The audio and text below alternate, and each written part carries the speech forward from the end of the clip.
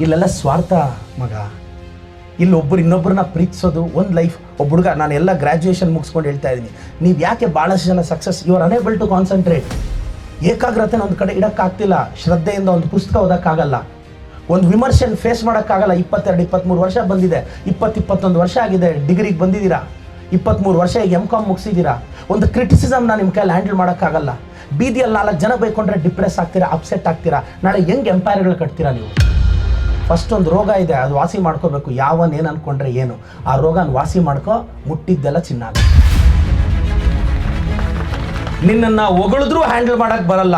ನಿಮ್ಮ ಅಪ್ಪ ಅಮ್ಮ ನೀನು ನೋಡು, ನೀನು ದೊಡ್ಡ ಸಕ್ಸಸ್ ಆಗಬೇಕು, ನಿನ್ನ ಕಂಪನಿ ಕಟ್ಟಿ ಮಿಲೇನಿಯರ್ ಆಗಬೇಕು ಅಂದರೂ ನಿನಗೆ ಭಯ, ನನ್ನ ಮೇಲೆ ಜಾಸ್ತಿ ಹೋಪ್ಸ್ ಇಟ್ಟಿದ್ದಾರೆ ಅಂತ. ನಿನ್ನನ್ನು ಯಾರು ಎಕ್ಸ್ಪೆಕ್ಟ್ ಮಾಡಲಿಲ್ಲ ಅಂದರೆ ಆವಾಗಲೂ ಭಯ, ನನ್ನನ್ನು ಯಾರೂ ಕೇರ್ ಮಾಡಲ್ಲ ಅಂತ. ಲೈಫೆಲ್ಲ ಇಂಪ್ರೆಸ್ ಮಾಡ್ಕೊಂಡಿದ್ರೆ ಬದುಕು ಸುಪ್ರೆಸ್ ಆಗುತ್ತೆ, ಕಂಪ್ರೆಸ್ ಆಗುತ್ತೆ, ಡಿಪ್ರೆಸ್ ಆಗುತ್ತೆ. ಯಾವನಿಗೆ ಬೇಕು ಗುರು ಇದು? First stop impressing the people. ನಾನೊಂದು 30-40 ಸೈಟಲ್ಲಿ ಒಂದು ಬಿಲ್ಡಿಂಗ್ ಬಾಡಿಗೆ ತಗೊಂಡು 2.5 ಲಕ್ಷ ಫೀಸ್ ಇಟ್ಟೆ. ಕರ್ನಾಟಕದಲ್ಲಿ ಹೇಳಿದ್ರು ಒಂದು ಅಡ್ಮಿಷನ್ ಬರಲ್ಲ ಅಂತ, 50-60 ಅಡ್ಮಿಷನ್ ಬಂತು. ರಾತ್ರಿ 12 ಗಂಟೆವರೆಗೂ ಓದಿಸ್ದೆ, ಬೆಳಗ್ಗೆ 6 ಗಂಟೆಗೆ ಎದ್ದು ಪಾಠ ಮಾಡಿದೆ. 46 ಜನಕ್ಕೆ ಸೀಟ್ ಆಯಿತು. ನೆಕ್ಸ್ಟ್ ಇಯರ್ 300-400 ಜನ ಬಂದರು. ಇವತ್ತು ಅಕಾಡೆಮಿ ದೊಡ್ಡ ಮಟ್ಟದಲ್ಲಿ ಬೆಳೆಸಿದ್ದೀನಿ. ಆವತ್ತು 1 ಲಕ್ಷ ಬಂದರೆ ಸಾಕು. 1 ಲಕ್ಷ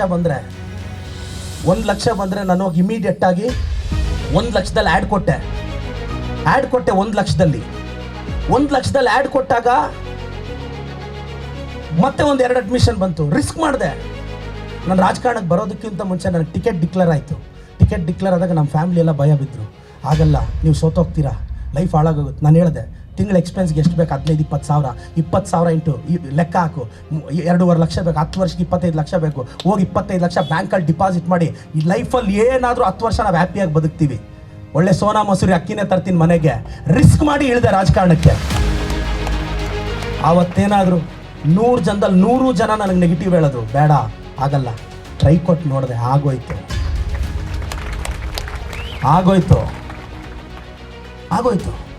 ಪ್ರಯತ್ನ ಪಡು, ಕೇಳಬೇಡ, ಯಾರ ಮಾತು ಕೇಳಬೇಡ. ಯಾರು ನೋಡು, ಒಂದು ಹೇಳ್ತೀನಿ, ಇಲ್ಲ ಎಲ್ಲರ ಮಾತು ಕೇಳು ಉದ್ಧಾರ ಆಗ್ತೀಯ, ಇಲ್ಲ ಯಾರ ಮಾತು ಕೇಳಬೇಡ ಉದ್ಧಾರ.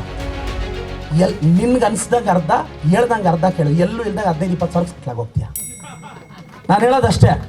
ನಾನು ಯಾರು ಹೇಳಿದ್ರು ಕೇಳೋದೇ ಇಲ್ಲ. I look humble. ನನಗೆ ಅನಿಸ್ದಂಗೆ ಮಾಡಿದ್ದೀನಿ. ಏನಾದರೂ ಆಗಲಿ ಬಿಡು, ನನಗೆ ಹೇಳಿದ್ರು ರಾಜಕಾರಣ ಅಷ್ಟು ಈಸಿ ಅಲ್ಲ, ನೆಕ್ಸ್ಟ್ ಟೈಮ್ ಗೆಲ್ಲೋದು. ನಾನು ಹೇಳಿದೆ, ಒಕ್ಕಿತ ಗೆಲ್ಸಿನದೆ ಗ್ರೇಟ್ರ ನಾಯಕ್ ನೋಡು, ಕೊಲೆ ಸಾಲು ಅಂತ ಹೋರ. ನಾನು ಹೇಳೋದಿಷ್ಟೇ, ಕ್ಲಾರಿಟಿ ಇಟ್ಕೊಳ್ಳಿ, ಅಂಜಬೇಡಿ ಯಾವುದಕ್ಕೂ.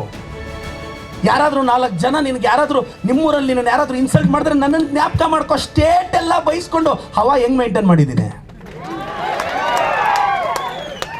ಸಿಕ್ದವರೆಲ್ಲ ಬೈತಾರೆ. ಸ್ಟಿಲ್ ಮೊನ್ನೆ ಬಿಗ್ ಬಾಸ್ ಕರೆದಿದ್ರು, ಹೋಗಿ ಬಂದೆ ಲಾಸ್ಟ್ ಇಯರ್. ನನ್ನನ್ನು ಬೈದವರು ಲೋಕಲ್ ಚಾನಲ್ ಇಂಟರ್ವ್ಯೂಗೂ ಕರೆಯಲ್ಲ ಅವ್ರನ್ನ. ನನಗೆ ನೆಕ್ಸ್ಟ್ ರಿಯಾಲಿಟಿ, ಮೊನ್ನೆ ಬಿಗ್ ಬಾಸ್ಗೂ ಕರೆದ್ರು, ನಾನು ಒಪ್ಕೊಳ್ಳಿಲ್ಲ. ಯಾರಿಗೂ ಇದೇ ದೊಡ್ಡ ಬಿಗ್ ಬಾಸ್ ಆಗಿದೆ ನಮಗೆ. ಬಿಗ್ ಬಾಸ್ ಅಲ್ಲದ್ರೆ 75 ಲಕ್ಷ ಗೆಲ್ತೀನಿ. ಇಲ್ಲಿ ವರ್ಷಕ್ಕೆ ಚಾಕ್ ಪೀಸ್ ಹಿಡಿದ್ರೆ 700-800 ಜನ ಡಾಕ್ಟರ್ ಮಾಡ್ತೀನಿ. 1.5 ಕೋಟಿ ಒಂದು ಮೆಡಿಕಲ್ ಸೀಟ್ ಫ್ರೀ. ನಾನು ಪ್ರತಿ ವರ್ಷ ಬಿಗ್ ಬಾಸ್ ವಿನ್ನರ್ರೆ. ನಾನು ದುಡ್ದು 1000 ಎಕರೆ ಮಾಡ್ತೀನಿ. ಸತ್ತೋದ್ರೆ ಮೂಲೆಯಲ್ಲೇ ಬಿಸಾಕೋದು. ಸೆಂಟ್ರಲ್ ಹಾಕಿದ್ರೆ ರೇಟ್ ಕಡಿಮೆ ಆಗುತ್ತಲ್ಲ. ನಾನು 1000 ಎಕರೆ ಮಾಡಿದ್ರು 1000 ಎಕರೆಯಲ್ಲಿ ಸೆಂಟರಲ್ಲಿ ಟೆಂಪಲ್ ಏನು ಕಟ್ಟಲ್ಲ, ಮೂಲೆಯಲ್ಲಿ ಹಾಕ್ತಾರೆ. ಇನ್ನೂ ಅದೇನಾದ್ರೂ 5-6 ಕೋಟಿ ಹೋದ್ರೆ ಎಕರೆ ಅಲ್ಲಿ ಹಾಕಲ್ಲ. ಒದ್ದು ದಿಗಲೈತ್ ನಡ. Hard reality of the life ಯಾರಿಗೂ ಗೊತ್ತಿಲ್ಲಲ್ರೋ. 70, 80, 90 ವರ್ಷ ಬದುಕಿ ಸತ್ತೋಗ್ತೀವಿ. 75-80 ವರ್ಷ ಬದುಕಿ ಮಕ್ಕಳನ್ನ ತುಂಬ ಓದಿಸಿರ್ತೀವಿ. ಇಂಜಿನಿಯರ್ ಓದಿರ್ತಾರೆ, ದೊಡ್ಡ ಕೋರ್ಸ್ಗಳು ಓದಿರ್ತಾರೆ.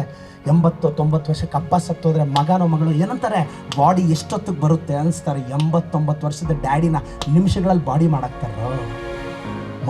ಇದೇ ನಿಜ. ಅಪ್ಪ ಸತ್ತೋದಾಗ, ಅಮ್ಮ ಸತ್ತೋದಾಗ, ಕೊನೆಯದಾಗ ಅವ್ರಿಗೆ ಮಲಗಿರೋ ಹಾಸಿಗೆ ನನಗೆ ಬೇಕು. ಅವ್ರು ಹಾಕ್ಕೊಂಡಿರೋ ಬೆಡ್ಶೀಟ್ ನಾನು ಎತ್ಕೊಂಡು ಹೋಗ್ತೀನಿ. ನಮ್ಮಪ್ಪ ಹಾಕಿರೋ ಶರ್ಟ್ನ ಆಲ್ಟ್ರ್ ಮಾಡಿ ನಾನು ಹಾಕ್ಸ್ಕೊತೀನಿ. ನಮ್ಮಮ್ಮ ಕಟ್ಟಿರೋ ಸೀರೆನ ನಾನು ಸುಟ್ಕೊತೀನಿ ಅಂತ ಯಾವ ಮಕ್ಕಳು ಕಿತ್ತಾಡಲ್ಲ. ಆ ತಲ್ದಿಮ್ಮನ ಹಾಸಿಗೆನ ಎತ್ಕೊಂಡೋಗಿ ತಿಪ್ಪೆಯಲ್ಲಿ ಬಿಸಾಕ್ತಾರೆ. ಬೆಡ್ಶೀಟ್ನ ಕೂಲಿ ಅವ್ರಿಗೆ ಕೊಡ್ತಾರೆ. ಆ ಸೀರೆಗಳನ್ನ ಎತ್ಕೊಂಡೋಗಿ ಬಡವ್ರಿಗೆ ಅವ್ರಿಗೆ ಹಂಚ್ಬಿಡ್ತಾರೆ. ಸುಮ್ಮಲು ಜಮೀನು. Court case.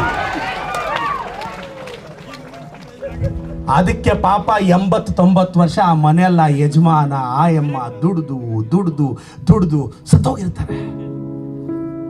ಮೊದಲನೇ ವರ್ಷ ತಿಥಿ ಮಾಡ್ತಾರೋ ₹100 ಮೀಟರ್ ಶರ್ಟ್ ಪೀಸ್ ಇಡೋದು. ಯಾಕೆಂದ್ರೆ ದಾನ ಮಾಡ್ಬೇಕಲ್ಲ.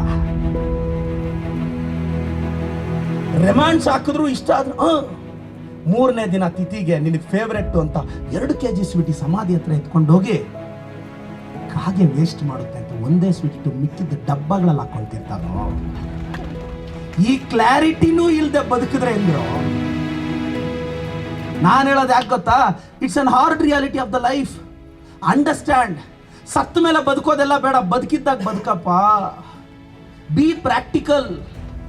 ಲೈಫಲ್ಲಿ 16-20 ವರ್ಷ ನಮ್ಮ ಅಪ್ಪ ಅಮ್ಮ ಗ್ರೇಟ್ ಅಂತೀವಿ. ಒಂದೊಂದು ಏಜಲ್ಲಿ ಒಂದೊಂದು ಪ್ರಾಬ್ಲಮ್. ಫಸ್ಟ್ ಇಯರ್ ಡಿಗ್ರಿಗೆ ಬಂದ್ವಿ, ಓದೋಣ ಅನ್ನೋಷ್ಟೊತ್ತಿಗೆ ಸೆಕೆಂಡ್ ಇಯರ್ ಡಿಗ್ರಿ, ಅಷ್ಟೊತ್ತಿಗೆ ಒಂದಷ್ಟು ಡಿಸ್ಟರ್ಬೆನ್ಸಸ್ಸು. ಇನ್ನು ಉದ್ಧಾರ ಆಗೋಣ ಅನ್ನೋಷ್ಟೊತ್ತಿಗೆ ಆಗಲೇ ಗ್ರ್ಯಾಜುಯೇಷನ್ ಡೇ. ಇವಾಗೇನು ಅದೇ 10th ಅಲ್ಲಿ ರಿಸಲ್ಟ್ ಬಂದಾಗ ಸೈಬರ್ ಸೆಂಟ್ರಲ್ ಹೋಗಿ ರಿಸಲ್ಟ್ ನೋಡಿ, 10th ಅಲ್ಲ ನಾನೇನು ಅಂತ PUC ಅಲ್ಲಿ ತೋರಿಸ್ತೀನಿ, ಅಲ್ಲೂ ಆಗಲಿಲ್ಲ. PUC ಆದ್ಮೇಲೆ ಡಿಗ್ರಿಗೆ ಬಂದ್ರಿ, ಇದು ಮುಖ್ಯ ಅಂತ ಇಲ್ಲೂ ಏನು ಪ್ರೂವ್ ಮಾಡೋಕ್ಕಾಗಲ್ಲ ತುಂಬ ಜನರ ಕೈಯಲ್ಲಿ. ಇವಾಗ ಮಾಸ್ಟರ್ಸು, ಅದಾದ್ಮೇಲೆ ಕಂಪನಿ ಕೆಲಸ. ಎಷ್ಟು ಕಷ್ಟ ಇರುತ್ತೆ ಮಗ. ಎಷ್ಟು ನಾವು ರಾಜಕಾರಣಿಗಳು ನಮ್ಮ ಲೈಫಲ್ಲಿ ಏನು ನಡೆದ್ರು TV ಚಾನಲ್ ಯೂಟ್ಯೂಬ್ ಅವ್ರು ತೋರಿಸ್ತಾರೆ, ನಿಮ್ಗೆ ಗೊತ್ತಾಗ್ತಿದೆ. ಪ್ರತಿಯೊಬ್ಬರ ಲೈಫು ನಮಗಿಂತ ಕಷ್ಟ ಇರುತ್ತೆ ಲೈಫ್. ಎಲ್ಲರೂ ನಿಮ್ಮ ಮನೇಲಿ ದೋಸೆ ಹಾಕಿದ್ರು ತೂತೆ ಅಲ್ವೇನೋ, ನಮ್ಮ ಮನೇಲಿ ಹಾಕಿದ್ರು ತೂತೆ. ಯಾರ ಮನೇಲಿ ದೋಸೆ ಹಾಕಿದ್ರು ಅಷ್ಟೇ, ಅವ್ರವ್ರ ಕಷ್ಟ ಅವ್ರಿಗೆ.